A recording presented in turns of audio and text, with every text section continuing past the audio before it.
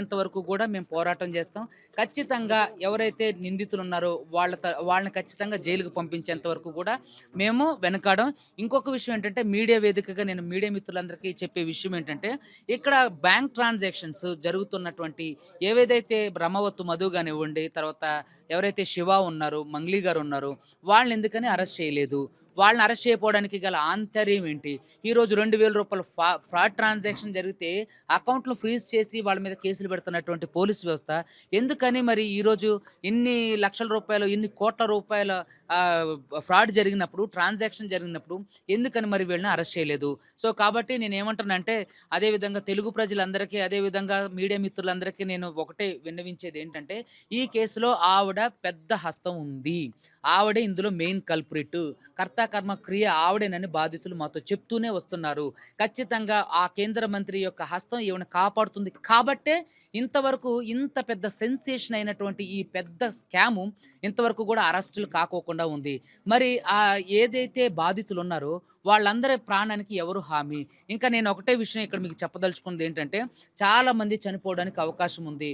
వాళ్ళు పొద్దున్నే ఈ మబ్బుల్లో 5 గంటలకు, 6 గంటలకు ఇంటి నుంచి వెళ్ళిపోయి రాత్రి 11, 12 గంటలకు ఇంటికొచ్చి పడుకుంటున్నటువంటి పరిస్థితి. అప్పులు బాధలు తట్టుకోలేక ఎవరైతే ఏజెంట్లుగా ఉన్నవాళ్ళున్నారో వాళ్ళందరూ కూడా చాలా భయపడుతున్నారు. చాలా భయభ్రాంతులకు గురవుతున్నారు. సో, న్యాయం జరగదేమో అని. సో, కాబట్టి నేనేం చెప్తున్నానంటే, దయచేసి మీడియా మిత్రులందరికీ కూడా నేను ఒకటే కోరుకునేదేంటంటే, బాధితులకు న్యాయం జరిగేంత వరకు కూడా అడ్వకేట్ సుబ్బు ఉంటాడు. అదేవిధంగా ప్రజాప్రతినిధులు మీరు కూడా బాధితులకు న్యాయం చేయండి. బాధితుల పక్షాన నిలబడండి. సో, నేనేమంటున్నానంటే, ఎవరైతే స్కాములు చేశారో, ఎవరైతే దాచుకున్నారో వాళ్ళని కాపాడే ప్రయత్నం మాత్రమే జరుగుతుంది తప్ప, వాళ్ళు ఎక్కడా కూడా వాళ్ళ మీద లీగల్ యాక్షన్ గానివ్వండి, వాళ్ళు అరెస్ట్ అయిన దాఖలాలు గానివ్వండి, వారి మీద తీసుకున్నటువంటి యాక్షన్ గానివ్వండి, ఇంతవరకు పోలీస్ వ్యవస్థ దగ్గర నుంచి గాని, ప్రభుత్వం దగ్గర నుంచి గాని ఏమీ రాలేదు. అంటే ఎంతోమంది అంటే పెద్ద పెద్ద స్కాములు బయటకు తీసుకొచ్చినటువంటి వ్యక్తులు మరి ఈ స్కామ్‌లు జరుగుతున్నప్పుడు ఎందుకంటే ఇందులో చాలా వరకు గూడా బాధితులందరూ గూడా గిరిజనులు, దళితులే ఉన్నారు గాబట్టి వాళ్ళకి ఏది జరిగినా సరే ఏం కాదులే అనే ఒక నిర్లక్ష్య వైఖరి. సో, కాబట్టి నేను ప్రభుత్వాన్ని దయచేసి నమస్కరించి మరి వేడుకునేదేంటంటే, ఇక్కడ ఉన్నటువంటి బాధితులకు న్యాయం చేయండి. మంగ్లీ బాధితులు ఎవరైతే ఉన్నారో, బ్రహ్మవత్తు మధు బాధితులు ఎవరైతే ఉన్నారో వాళ్ళందరికీ న్యాయం చేయండి. ఇక్కడ అహంకారపూరితమైనటువంటి ధోరణి ఏంటంటే, మీడియా మిత్రుల యొక్క నోరు నొక్కడానికి, ఇక్కడ జరుగుతున్నటువంటి అంశాలు బయటకు తెలియకుండా ఉండడం కోసం ఆవిడ అనేక ప్రయత్నాలు చేస్తున్నారు. సో, మీ మీడియా మిత్రులందరి మీద కేసులు వేయటం, నోటీసులు పంపించడం కూడా జరిగింది. సో, ఇక్కడ నాకు తెలిసినంత వరకు కూడా ప్రత్యేక తెలంగాణ రాష్ట్ర ఏర్పాటు అయిన తర్వాత ఎవరికి ఇంతమంది మీడియా ఛానళ్ళకి నోటీసులు కానివ్వండి, కేసులు వేస్తామని బెదిరింపులు కానీ జరగలేదు. ఎస్పెషల్లీ మంగ్లీ కేసులో మాత్రమే ఎందుకు ఇలా జరుగుతుంది? ఆ కేంద్ర మంత్రి ఈవిడని కాపాడుతున్నారనే సాక్ష్యాలు మనకు చెప్పకనే మనకి కాబడుతున్నాయి. ఎందుకంటే ఎన్నో అంశాల గురించి మాట్లాడుతున్నటువంటి ఈ ప్రజాప్రతినిధులు ఇంత పెద్ద కుంభకోణం నుంచి ఏ ఒక్క ప్రజాప్రతినిధి కూడా ఎందుకని నోరు మెదపడం లేదు. వీళ్ళందరి నోరు మూయిస్తున్నటువంటి వ్యక్తులు ఎవరు? సిస్టంలో ఇంత నెట్వర్క్ నడిపించగలిగినటువంటి మంగ్లీ ఎవరి సహాయంతో ఇవన్నీ చేస్తుంది? రమావత్తు మధు నుంచి ఎందుకని న్యూ అప్డేట్స్ పోలీసులు ఇవ్వడం లేదు? హేమాకాంత్ రెడ్డిని అరెస్ట్ చేసినటువంటి ఈఓడబ్ల్యూ పోలీసులు అతని స్టేట్మెంట్‌ని ఎందుకని మరి బహిరంగపరచలేదు? ఎందుకని అతను ఏం చెప్పిండనే విషయాల గురించి మాట్లాడలేదు? సో, కాబట్టి మీడియా మిత్రులందరికీ నేను ఒకటే కోరుకునేదేంటంటే, ఈ మీడియా వేదికగా ఖచ్చితంగా అడ్వకేట్ సుబ్బు ఎక్కడా గూడా డబ్బులకి లొంగలేదు.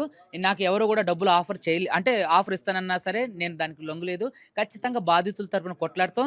ఇప్పుడు కొత్తగా మంగ్లీ మీద ప్రైవేట్ కంప్లెయింట్లు హైకోర్టులో ఇప్పుడు ఈ నెల 7వ తారీఖు నుంచి ఓపెన్ అవ్వడం జరుగుతుంది. సో, అందరి తరపున ఎవరెవరైతే బాధితులున్నారో, ఎవరెవరైతే పోలీస్ కంప్లెయింట్లు ఇస్తే కేసులు ఫైల్ చేయలేదో ఆవిడ ఇన్‌ఫ్లుయెన్స్‌తో, సో, వాళ్ళందరి కంప్లెయింట్లు తీసుకొని హైకోర్టులో వాళ్ళందరి మీద ప్రైవేట్ కంప్లెయింట్స్ చేయడం జరుగుతుంది. అంటే జనసేన నాయకుడు ఒకతను మధ్యలో మంగ్లీ కేసు టేకప్ తీసుకొని హడావుడి చేసాడు. సో, తను కొన్ని డబ్బులు తీసుకొని అమ్ముడుపోయారు అని చెప్పేసి కూడా నేను అదే అంటానండి.